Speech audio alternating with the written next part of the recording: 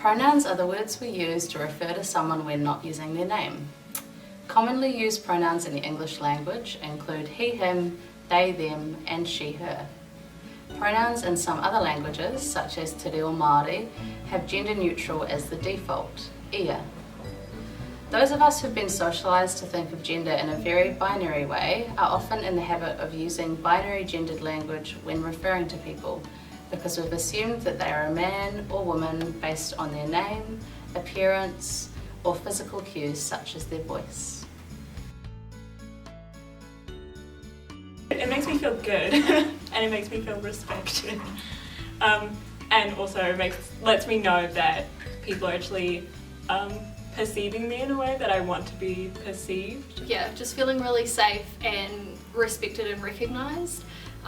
People will often happily change the pronouns that they use for someone's pet on the street.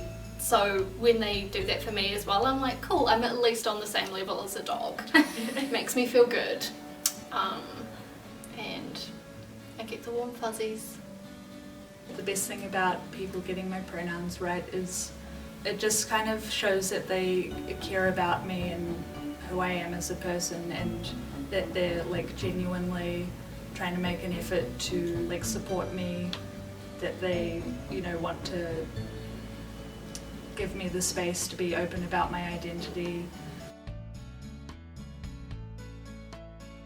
You're going to get it wrong, and that's okay.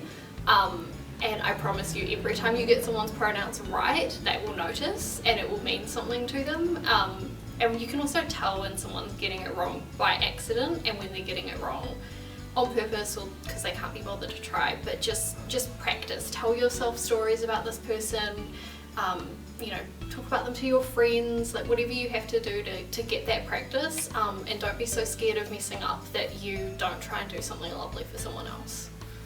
I would give advice for people who are adjusting to using new pronouns is don't gender strangers. So if you see somebody on a bus and you really like their jacket, say, oh, I really like that person's jacket, rather than assigning a gender to them and to their clothing.